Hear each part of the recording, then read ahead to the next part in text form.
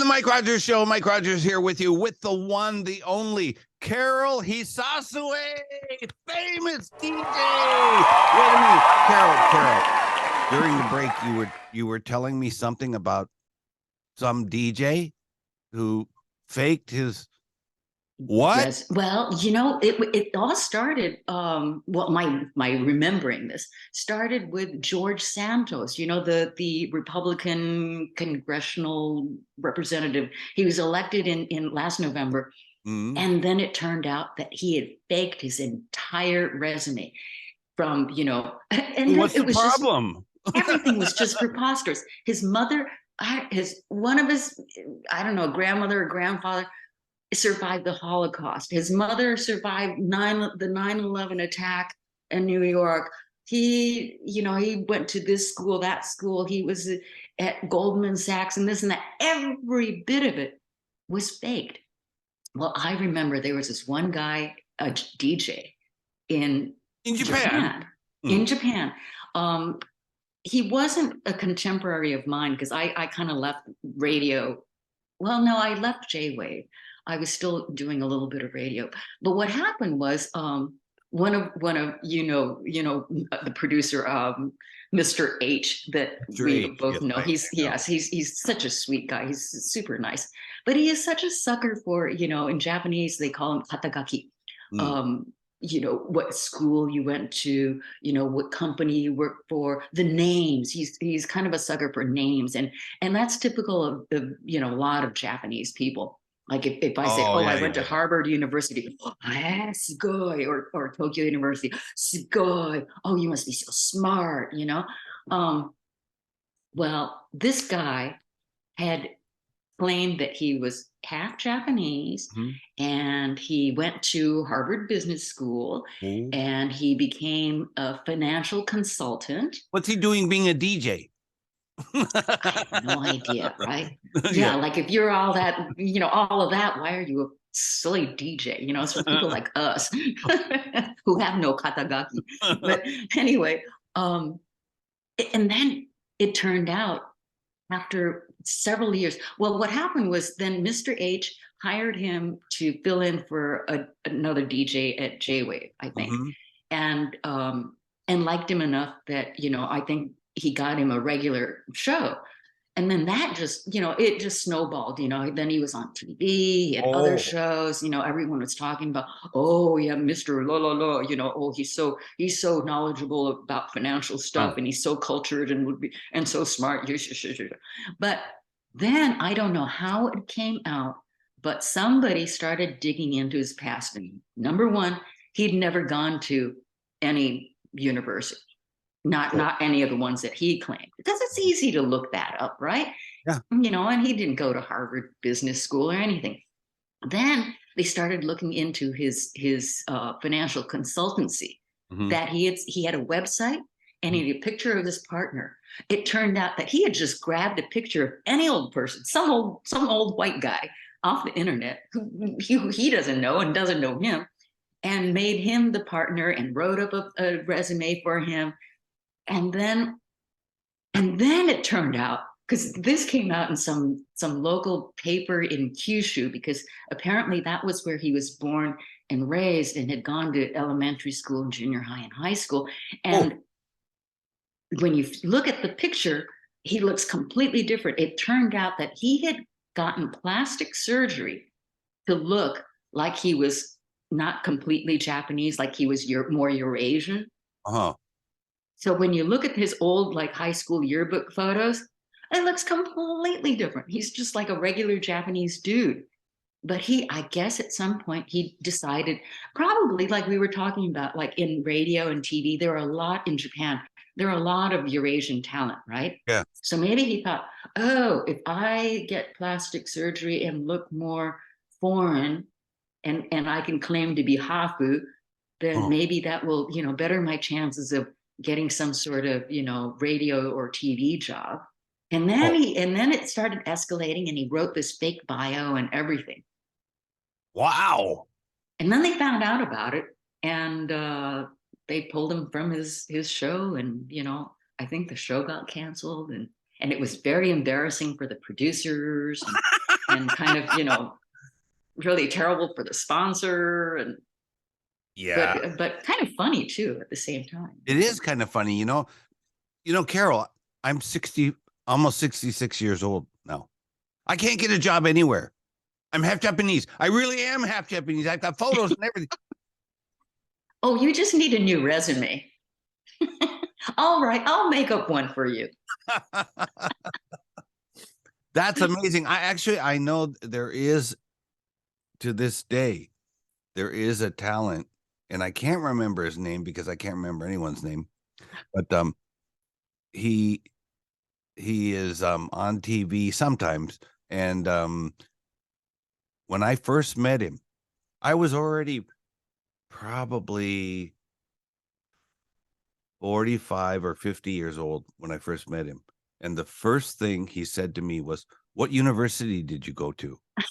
And I thought, what? It's a funny question to ask, like a 45-year-old or 50-year-old person. I just kind of thought that's weird that you would ask that question. And he claims to have gone to Harvard.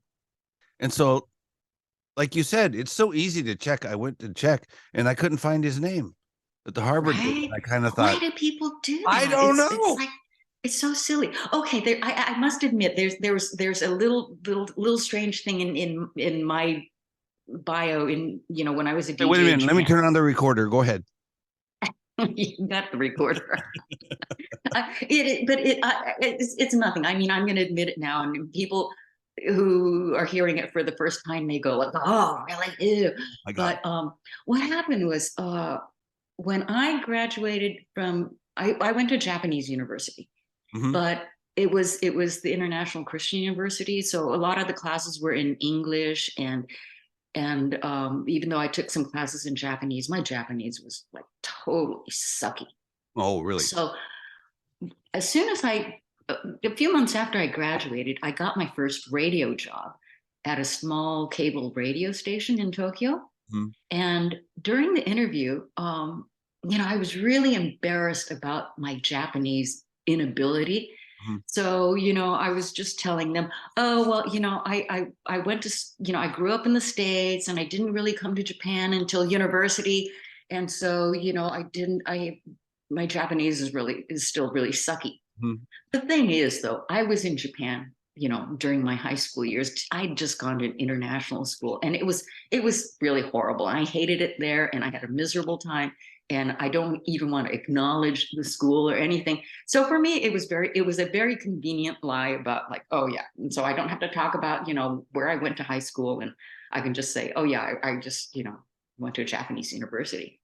Yeah. So then when, and it was just for this little cable radio station, right? So I didn't think it was any big deal, but then they started promoting me for other radio shows.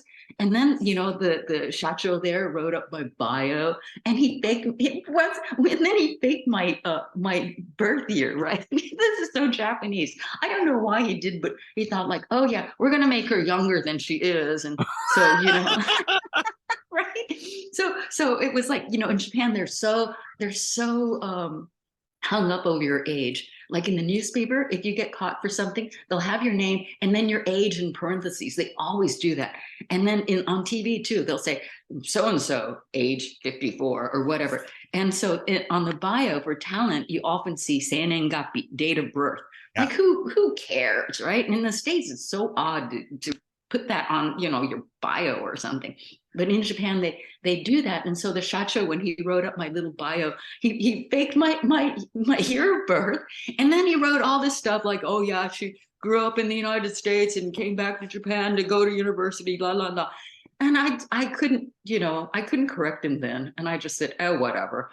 But then it just kept going. It just kept, it was there. I never got corrected. I can't, I'm so disappointed, Carol. That I was such a liar too. I'm a faker. No. So after I was in the rock band, and I think you already know that I was dating Deborah Harry. Oh, I didn't know. She asked me to marry her, but I said no because you're not my type, Deborah. Are you faking this? Fake. Actually, I said that to a guy in the music business here in Japan.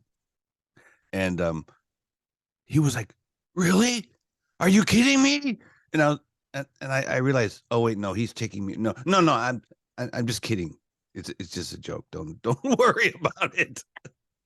Jesus. But yeah, the real stuff is the stuff that you don't want to, talk about, I think. oh no. Yeah. Oh. Yeah, so yeah, I don't know. All right, so I went to a really famous Catholic university. I hated it. So anyhow, Oh.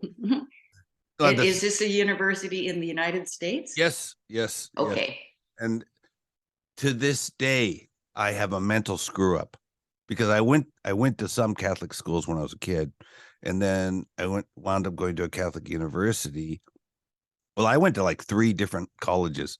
I went to a Catholic university, and to this day, if I meet a sister or a nun on the street, I mentally revert back to being like a 9-year-old boy and in total stark fear. Yes, don't hit me. But, yeah. So anyhow. So you said yesterday's interview, you said you interviewed Jimi Hendrix. Is this? No, not Jimi Hendrix. Keith Richards. And I was saying I wanted to talk about Joe Strummer. Okay. Yeah, Joe. Okay, tell us about Joe Strummer. Yeah, I've always liked the Clash, but then when Joe Strummer went solo and started releasing his solo stuff, I really, really, really, really, really love him. I loved his music. I loved, the way he kind of blended in a lot of world music elements and just his message. I mean, I'm just a sucker for, all this kind of political messaging in rock music. But anyway, he performed at Akasaka Blitz. Is it still there? I don't know. I don't think years so. ago when I was a DJ, and went to interview him backstage. And I think we had given away meet the artist kind of. It was a little like a radio giveaway, meet Joe Strummer backstage after the show. And so I was there, and I was shepherding in 20, 30, fans into the dressing room or into the little hospitality room. And he spoke to every single person. Really, really, really, really had a conversation with each and every person. And then one guy bring his jacket, his leather jacket, and he said, "Oh, will you autograph the jacket?" And he'd have a conversation and get to know the guy, and he'd write a special message for the guy. And he did this with everybody. And you're like, "Come on, I got to get home." No, I was so impressed. I was just really, really, really impressed at how caring he was. What a great person. I was so sad when he passed away. But yeah. Yeah, all the good guys are gone. I heard that even after the Clash was big, that he would use one of these, like, what do you call, badge making machines, and press their own badges. He actually did that. It sounds just like him. Oh, what a super, super, super guy. Wow. Did he ask you on a date? Come on. No, he didn't. He didn't. I'll tell you who. Well, he did. It wasn't really a date, but I was interviewing Matt Damon, the actor. And once again, he came in. He was really pissed off. Why is it that I have to interview all these people that walk in pissed off? But he didn't like the Japanese coordinator or something. He was having a difficult time with her, and he was just in a rotten mood. And he walks in and we do an interview. He was fine in the interview. And then later he says, "Will you go out to dinner with me?" And I'm going, did you go? No, I was working all the time back then. And I had a job that evening. So I said, "Oh gosh, I would love to, but no, I have to work." So too bad. That's a story of my life. Yeah, Lenny Kravitz asked me you continue the tour with him, but I had my radio show. I couldn't go on his tour. Lenny Kravitz. So, okay, wait a minute. I got to tell you this. And you will like, do you remember at this radio station, the last radio station you worked at, there was a guitar. They kept a guitar there, a white guitar. And they usually hung it in a room or put it in a room. Do you remember this electric guitar? Vaguely. Okay, so this is a true story. And you know me well enough to know that I would do this. So I walked in there one day and with a marker, I wrote Lenny Kravitz on the guitar. And then I told everybody, hey, Lenny Kravitz was a guest on my show, you know. He came in here and stuff like that. And he signed the guitar. And then after that, this is like one of those lies that just balloons. Everybody was just like, Lenny Kravitz signed this guitar. And I was like, I was just kidding. Oh, no. Okay. Yeah, Lenny did it. So I don't know what happened to it. I think somebody stole it. Yeah, right. And try to sell it saying, oh, yeah, this is like Lenny's signature right here. So if you own that guitar now, I'm very sorry. I'm very sorry. I don't know what I was thinking. So, okay. So, Carol, you said you wanted to ask me something? Yeah, I wanted to ask you about Yoko Ono. Tell me why you why you decided to make that grapefruit film. Because, I don't know that many people that are that into, I mean, I was, and I'll show you, I still have my book. There it is. Wow, you have a real book. Yeah, I have the real grapefruit book. It's all tattered up and it was from my childhood. Can you see it? There it is. There's your Wow. And I went to, during that Lost Weekend period when she and John were separated in the 70s, yeah, she came to Japan and performed at the Kosen Nanking Kaikan. And really? I went to see her. Yeah. And I think the opening act was Uchida Yuya and what was his band? I can't remember the name of his band. But yeah, it was great. And then I saw her again. At that time, she was 60 years old and she performed at Club Quattro. Wow. And she was so cool. She had on this black tank top. And back then, I was maybe in my 30s, late 30s, or yeah, maybe. So, I thought like, wow, 60. And she's rocking, man. She's got those old lady arms, but man, she's rocking. And here I am, like I'm like 65 now, and I'm thinking, oh gosh, if I went up on stage with like a tank top, I wonder if people are going to say, oh God, look at her old lady arm.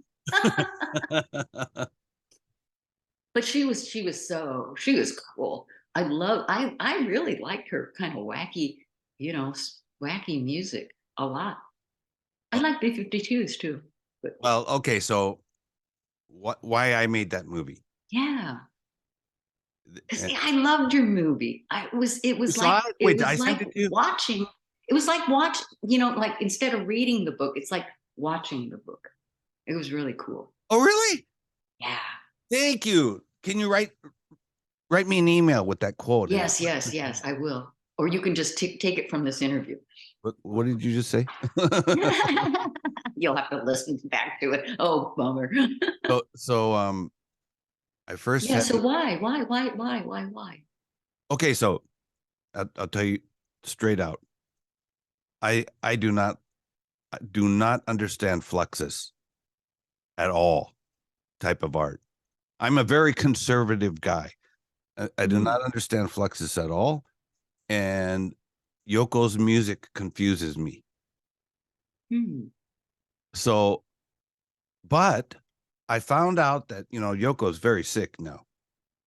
Oh, is she? I didn't know. Yeah. Oh, I'm sorry to hear that. I've heard that, she's like 90 and she's confined to a wheelchair, and I'm not a doctor and I don't want to say, but she's got, older people get, and she's got problems like that. And, it seems that maybe she doesn't have, unfortunately doesn't have that much time.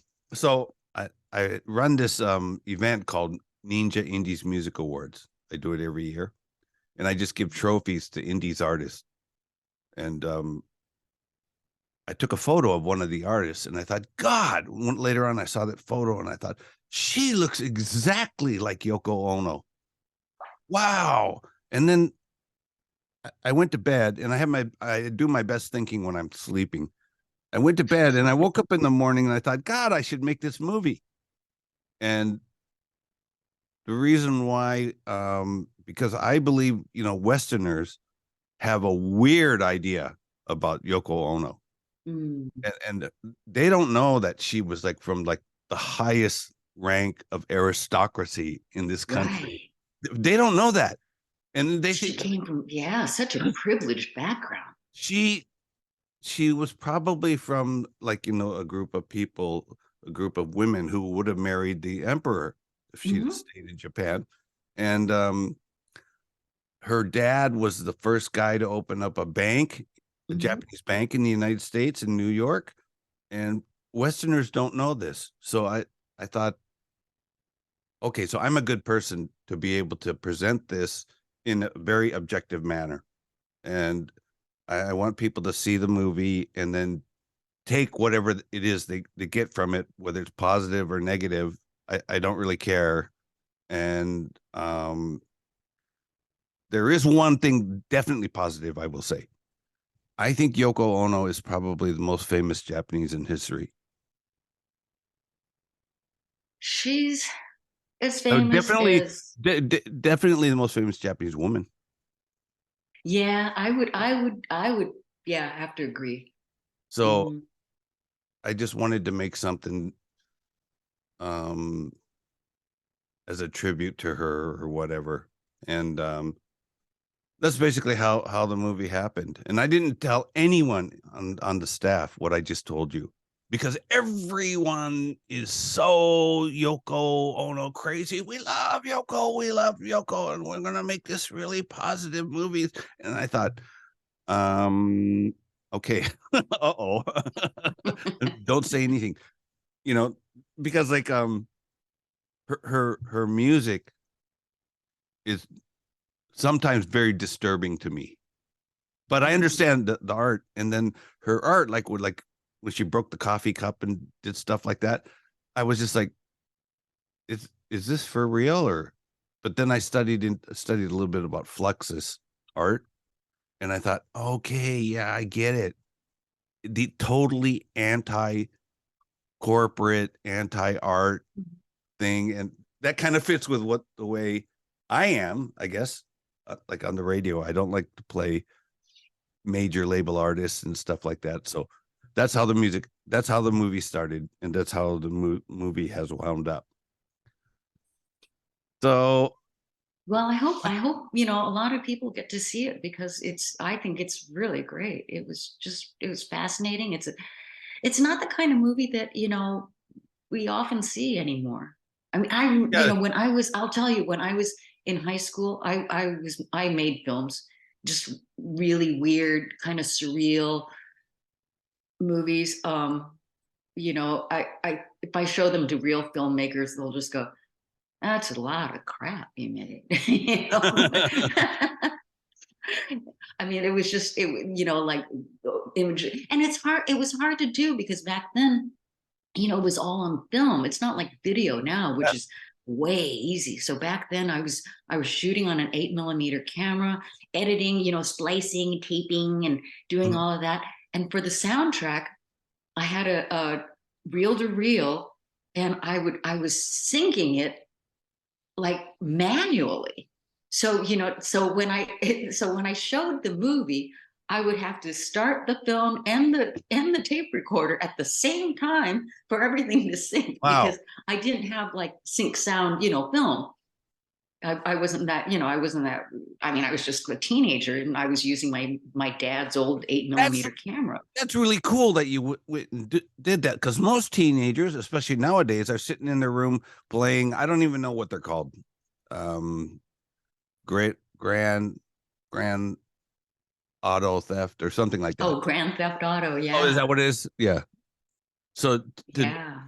I know. So yeah, we were doing a lot of creative things like that, and I look back and some of the things that making sculptures, and I was a very arty kind of teenager.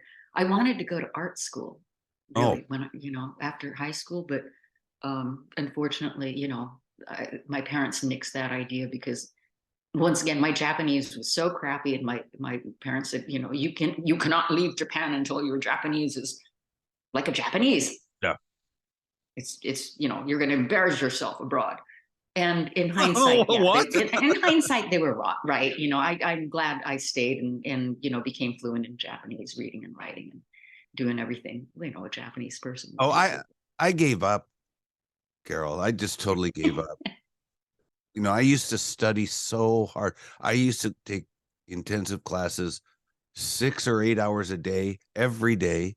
And I did that for 9 months. And then after that, I started watching TV and reading newspapers. And then one day, and it wasn't that long ago, maybe 20 years ago, I just decided my daughters were talking about something. And I don't remember what it was, but they couldn't understand what each other were talking about. And I was like, "What? You guys don't understand this?" And my second daughter said, "No, I don't know." And I thought, "Oh my God, these kids, they grew up Japanese in Japan, and they can't speak English. I'm free. I don't need to study anymore. Forget this. That's it. Out. I'm done." So I just gave up. There's just no point. Life is too short, Carol. Yeah, it is. It is. Yeah. So what are you doing? What are you doing now? And well, I'm basically, a rancher, farmer. You ride horses? Sometimes I'm not a big rider of horses, but yeah, we do have some horses here, and we've got I'm a catcher of gophers, trapper of skunks. Wow. Feeder of chickens. So you're living a very healthy life? Yeah. Unaffected by a lot of the stuff that's going on. So when the pandemic started, I'm telling everybody, well, I always kind of had an isolated life anyway, so just more of the same. But the thing that was a bummer with the pandemic was not being able to go back to Japan, and not being able to see my friends and family and everything. But you can come back now. I think it's easy, right? It's like they don't have the restrictions anymore. Yeah, I think so. Anyhow, Carol, this has been such a great talk. Yeah, this has been. I learned some stuff about you. Lies, all lies. Me too. I'm just a compulsive liar. Everything I said today was completely made up. Don't believe anything I say. Do you have anything? Do you have any last things that you'd like to talk about? I don't know.